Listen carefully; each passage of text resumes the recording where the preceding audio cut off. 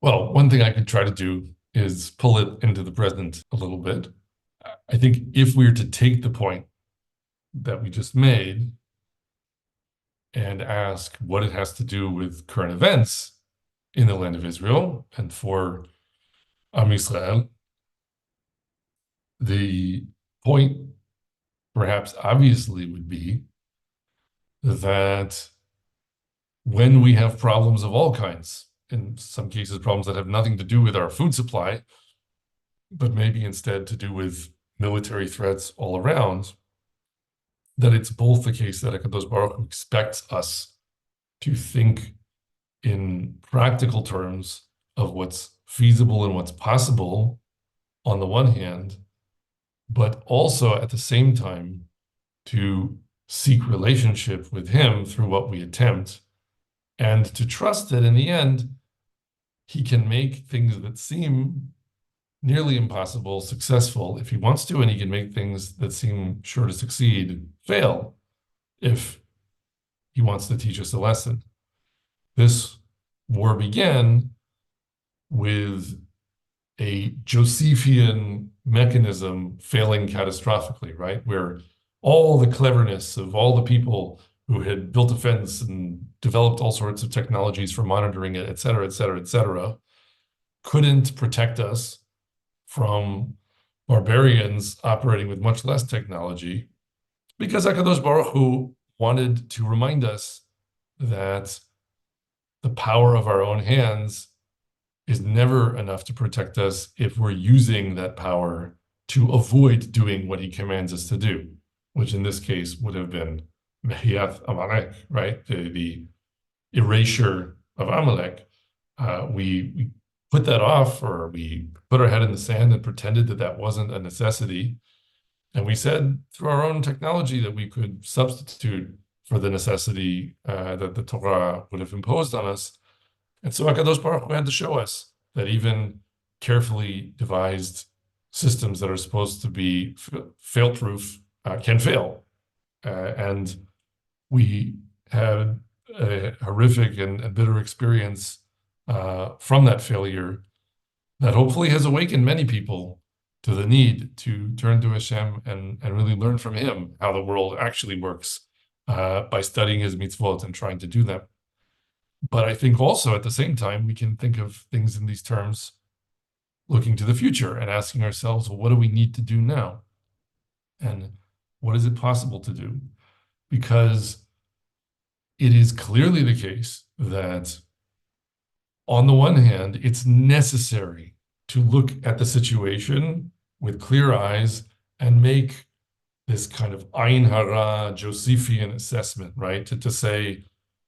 how would someone clever solve this problem if he were only using Yedei Esav, the hands of Esav, in order to solve it? And when we make that assessment, there are some very ugly facts that we have to confront, right? That we're surrounded by a bunch of different enemies, some more open than others, many of whom have a lot of weaponry that they can deploy against us, or are racing towards even more sophisticated and dangerous weapons. And any move that we consider making, it always seems like there's a very bitter price to pay and it might not turn out well. And yet,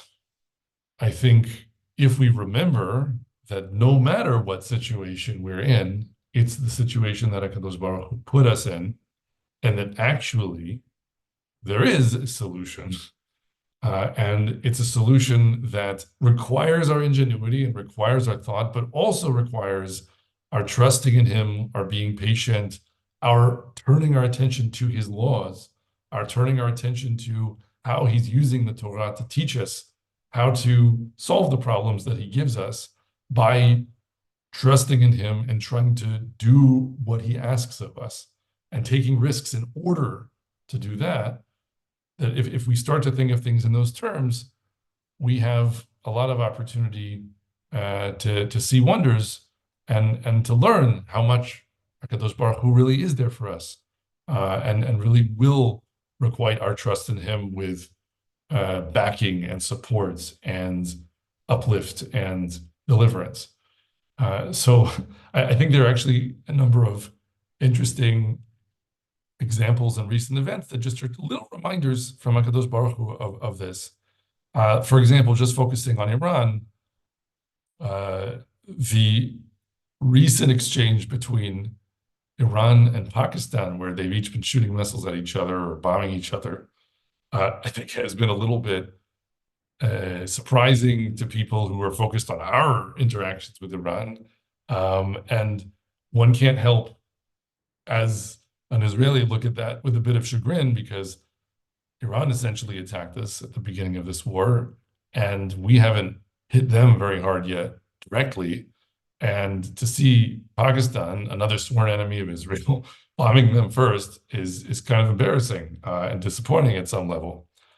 But it's also an interesting reminder of something, because we tend to look at our enemies as this monolith where they all hate us, and so they must all be unified, and it's a giant global front against us, and how can we win? And we forget just how much everything that they've built stands on rotten clay feet that can all come crashing down at any time, whenever Kadosh Baruch Hu wants it to. And it doesn't take much, right? And all of Tanakh is written this way, right? That the armies of Sennacherib surround Yerushalayim, and because Chizkiyahu answers Rabshakeh and Sennacherib by saying, I stand for Hashem and I'm not going to give in to you, then all it takes is, one night of a plague to kill off the army. Sennacherib goes home, his sons assassinate him. The whole thing can be in tatters when it seemed like this insurmountable threat. And similarly, we think in terms of how do we stop the Iranians from getting the bomb, when in fact, it's conceivable that things we don't even do could cause Iran to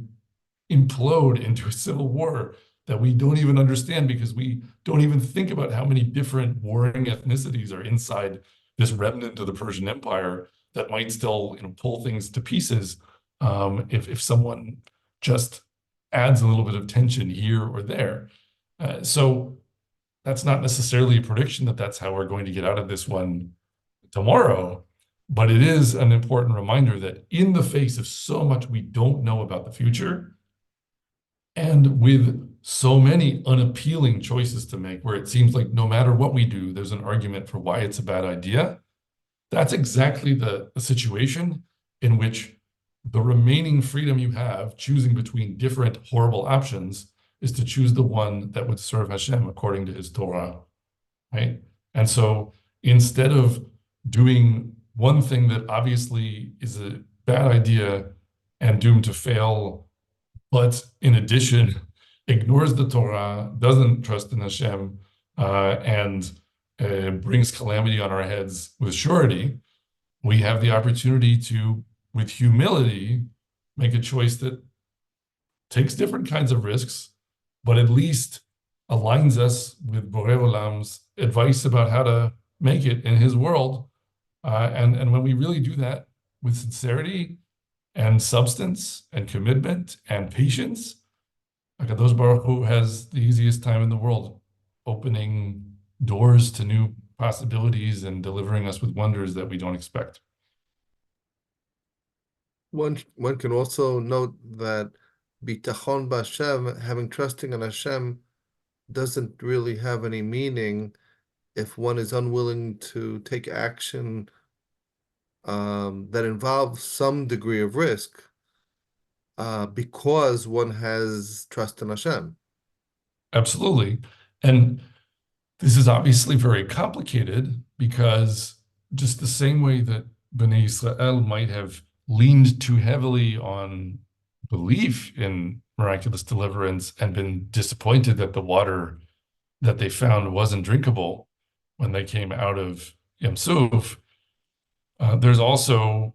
other instances in Tanakh where you see that people start to believe basically that if they go into battle with Aron HaKodesh, then they can't lose, or that as long as they have the temple, their enemies can't conquer them, that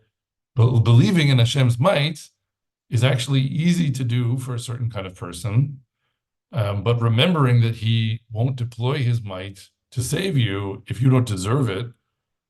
is an easy thing to forget. And so people sort of think, well, as long as I, make my sacrifices, or as long as I have a temple, maybe I can do a little bit of thieving and murdering on the side, or I can oppress the widow, and what does that matter? But as long as I have this magical box that can save me, I won't lose wars, or I won't have a drought, or whatever, right? There's such a steep, slippery slope to relating to HaKadosh Baruch Hu as a idolatrous talisman that you think can save you, when in fact Hashem won't save you if you don't deserve it. So it's very hard, because I think saying, well, we trust in Hashem, and what that means is, as long as I say that I'm religious enough that I can't fail or bad things won't happen to me, that simply isn't true. And that's not how HaKadosh Baruch Hu wants to deal with us. But precisely for that reason, he has to give us problems at some level in order for us to be given a difficult choice to make, where we might, just for a moment, forget the equation that some kind of blind, simple trust in him might normally present, where we see the problem, we are rooted enough in the real world to be unable to unsee certain aspects of the problem that seem difficult and intractable. And in the face of that intractability, we make a choice to do something that seems more painful or more difficult for ourselves, because it's the right thing, because we believe Hashem requires it of us. And just for a moment, we stop thinking that, of course, it won't be a problem for me, because HaKadosh Baruch Hu can take away all my problems. And exactly in that kind of a moment, that's where we merit to have him come in and take our problems away. So it's this delicate balance of, which foot we're putting the weight on, where the moment we think life and the world are easy and Hashem is, a pocket trinket, chas v'chalila, that we can use to, our magic wand to solve all our problems, we don't deserve that, and he won't solve our problems. But the moment that we maintain our desire to keep his Torah, because it is his Torah, but we forget about his power to save us, that is, I think, the zone that we want to be in, where we deserve his deliverance and can expect it to be there. So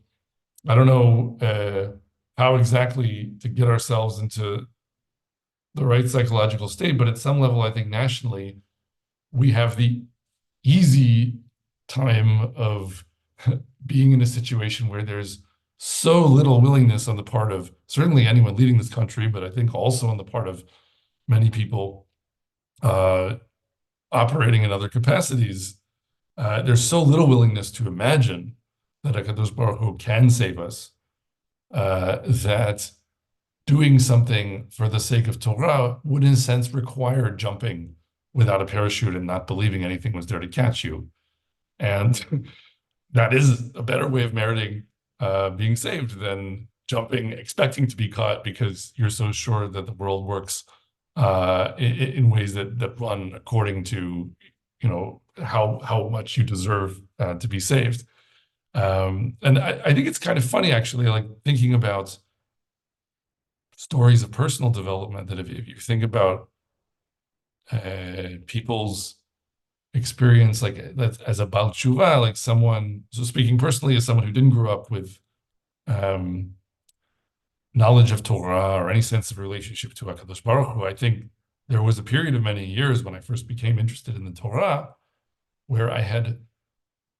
a great deal of conviction that this is how I should start acting. I should try to think about what I learned from the Torah about how to act, and I should do it. But I had no emunah whatsoever that Hashem could or would save me in any situation that was somehow based on the quality of my judgments and how I acted. Like that aspect of understanding was totally absent for many years early on, and I think it was something that grew into my view of how to understand Avodat Hashem much later. And so, ironically, in that earlier stage, it was much easier to do things that, when I look back now in retrospect, there were times when I made decisions that seemed like they were purely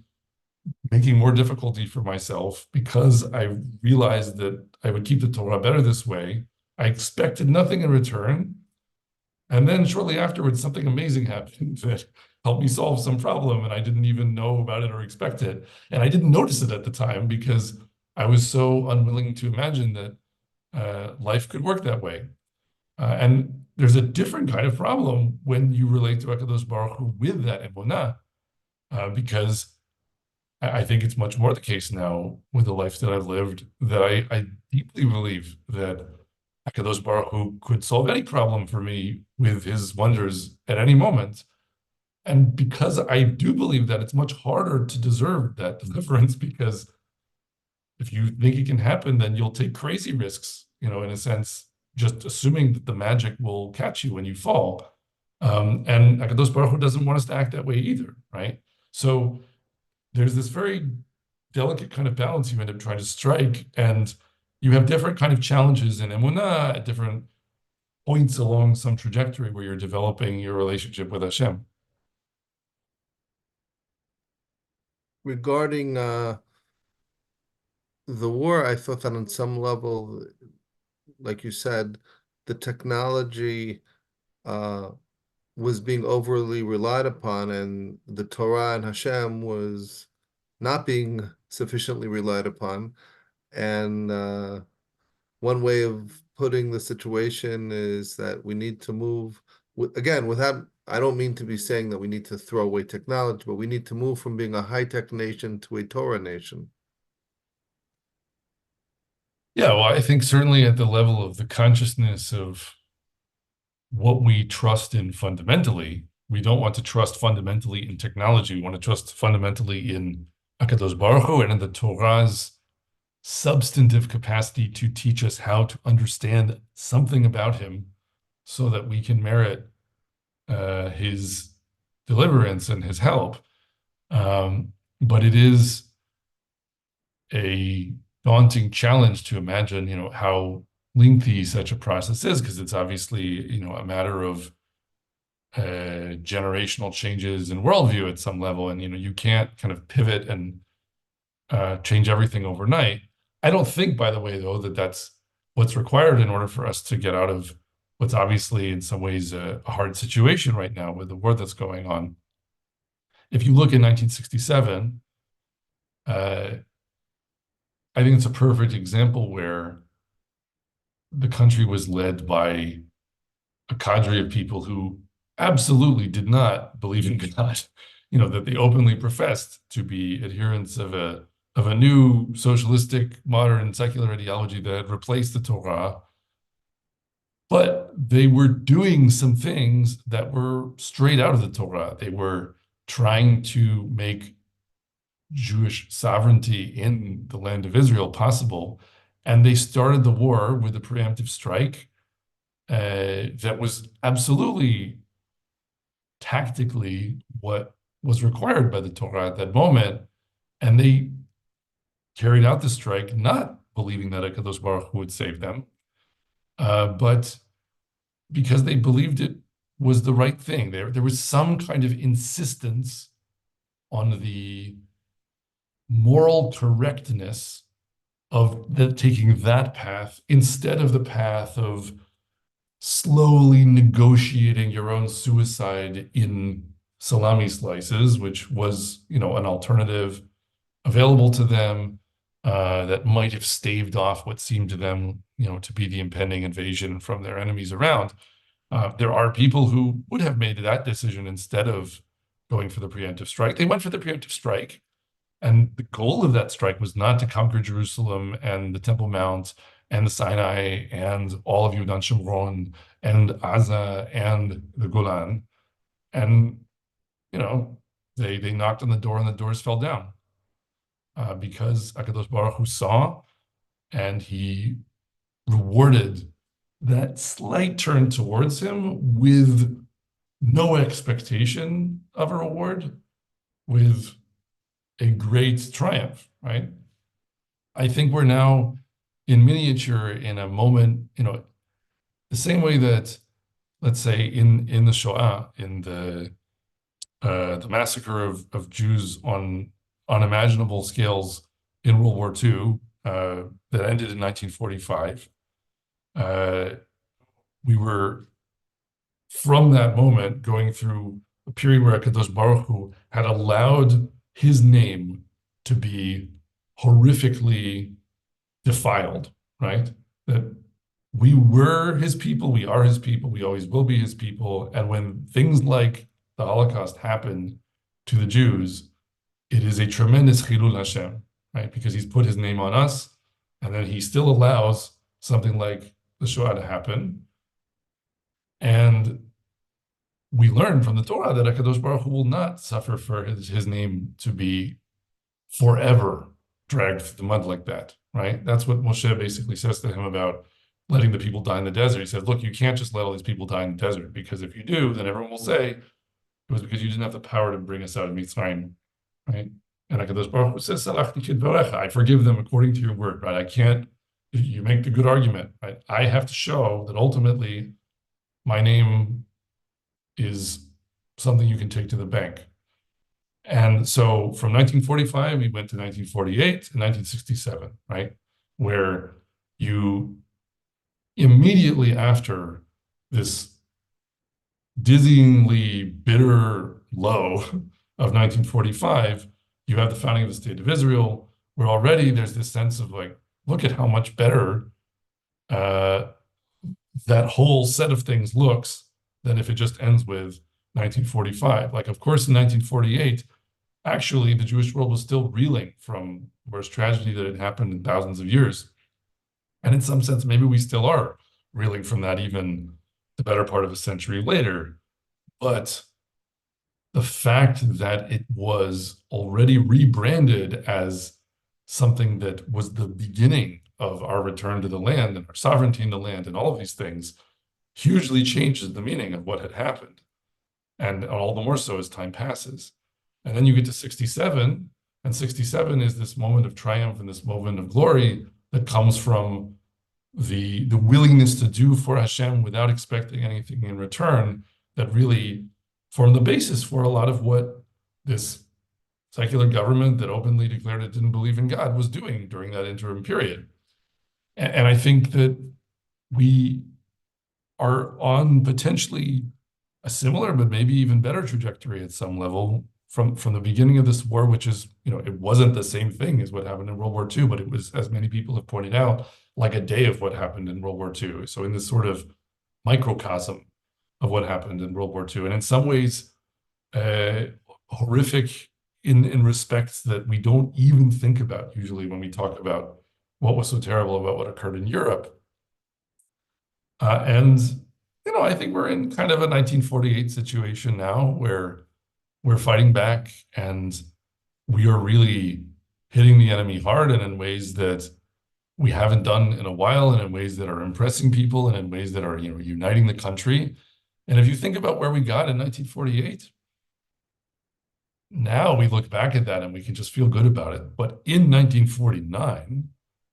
I doubt it felt good to many people, because the country was, 9 kilometers wide at the narrowest point and still surrounded by a bunch of armies that wanted to wipe them out. And it didn't really look like a sustainable situation or a situation that had a positive future. And I think that's kind of where we are right now, where we've hit back, we've conquered some territory, we've killed some of the enemy, but not all of them. And so there's been some reclaiming of pride and some demonstration that we still have fight in us. But now, we're at this point where there's a reflection that needs to happen about where we go from here. And that, I think, can happen nationally in a way that could be much more productive than anything that happened between 48 and 67, because there's so much more of a willingness to trust in Hashem and trust in His Torah in the nation now than there used to be. And I think we still have the guarantee from HaKadosh Baruch Hu that He's not going to allow His name to be dragged through the mud forever. So I don't know how that plays out exactly, but it feels encouraging to imagine that we're somewhere between 48 and 67 right now on this more rapid microcosm kind of trajectory. And Bezrat Hashem, we'll see the triumph and the glory when we merit it, when we do our own generation's equivalent of turning to Hashem, of doing for him what he asks of us because it is what he asks of us, expecting nothing in return, and having leaders who are capable of some kind of turn of that sort, or finding new ones who will, or doing it from the ground up, in a more sort of grassroots way. We'll see how it plays out, but I fully expect to see us, Bezrat Hashem, merit the deliverance of HaKadosh Baruch Hu with his Yad Chazaka, his Zruah Netuya, his strong hand and outstretched arm. And it's a question of the particular way we solve our problem together, and do so by including our relationship to him and his Torah in the solution.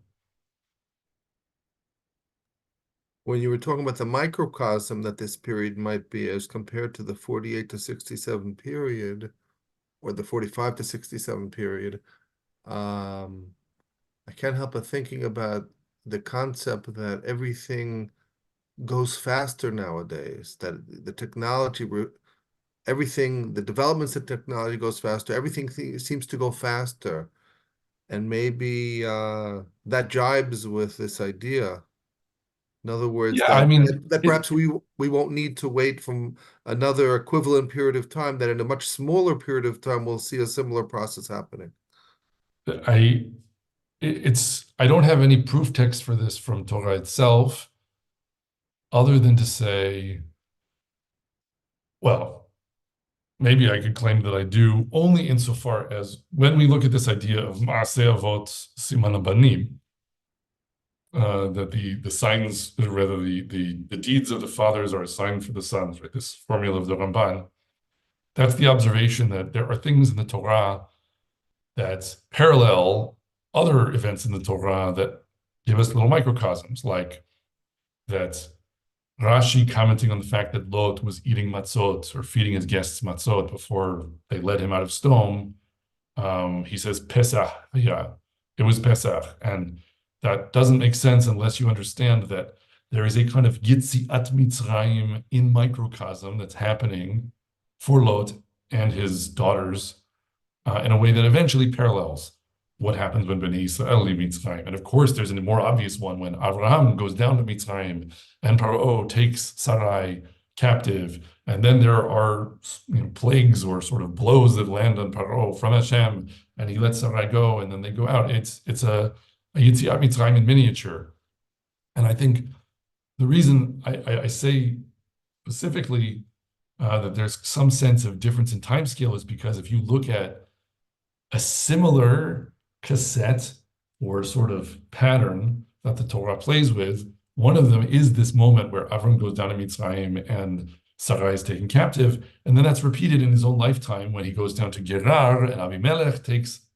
his wife captive and then sets her free, and it's slightly different, but it follows the same pattern. And then you go to the life of Yitzchak, and he goes down to Gerar, and it's not exactly the same, but there's a similar pattern. So the point is that from the fact that this happens twice in the life of Abraham and once in the life of Yitzchak, I learn that the Torah is saying this can repeat on different timescales, right? This model for things that can happen, this is something that can happen more than once in one person's lifetime, or this is something that can come to one generation and then come to the next generation, right? And it can be both. So there's this kind of fractal structure to time or something, like the triangle that has the triangle cut out of the middle, and then the triangles cut out of the middles of all the triangles. That's called the Sierpinski triangle. So there's a sense of self-similarity where you can have things happening on different timescales that follow a similar model, a similar cut. And to the degree that that's the case, I don't know, that's not necessarily a chronometric prediction about exactly how things have to happen now. And the reasoning historically, I think if you're trying to say, oh, everything follows the pattern of 48 to 67, I don't want to claim that. But it's, I think, a commonplace now that because of technology, because of the way people communicate, everything happens faster. And really the truth is we've seen that so far in the way this war has worked, where the day of horror that this war began with wasn't accidentally very fast. it was very fast because it had to begin with the collapse of a technological system that was meant to prevent things like this from ever happening. And then people could communicate rapidly with each other that something was happening and could respond rapidly. And while it was happening, there was all of this involvement of video cameras, and like everything is kind of plugged in a way that it didn't used to be. So you see a kind of an obvious sense of why it can all happen faster. But in any case, like I said, I'm not sure that you can reason about history uh, talking about 48 to 67 and saying, oh, that's a pattern that always has to repeat. But I think it's safer to do that when you talk about models like we've done longer shiurim about before, where you say like the transition from Shaul to David and what that looks like, because we're clearly in some kind of a transition of that kind where there is a new relationship between Torah and political leadership that is on the brink of coming into being, and it's coming into being in the face of the insufficiency and failings of an institution that has served the country well in an early period of its development, but which ultimately has stumbled from its lack of commitment to how the Torah wants a leader of Am Yisrael to lead. And I don't exactly know how to set my watch by, when different pieces of this are supposed to fall into place, but it does seem like the pace at which things potentially can happen. If the Torah has one point it's trying to make with the beginning of Sefer Bereshit being about making the world in 7 days, it's that HaKadosh Baruch Hu is saying, look, but I'm telling the story, and you're seeing how this looks to me. One of the things that's going to happen is that the way you measure time is going to get scrambled and turned upside down in terms of the order of events, in terms of the seeming duration of events. And so when we look at Tanakh and we say, how do we understand how this relates to what's going on? It's certainly the case that we can study Shaul and David and not necessarily expect that every piece of that story will happen in the exact order when it repeats, or that it will take exactly 35 years or whatever it took for this or that part of that story to occur, but that it nonetheless provides us with a model where there are these signposts that we can take from studying a piece of text like that and recognizing how it parallels the present, as we referred to in other shiurim, and understanding the great potential of this moment for David, who may, so to speak, be fighting the Plishtim with Yonatan right now, to step forward and really change the way we are inspired to turn to Hashem by our political leaders.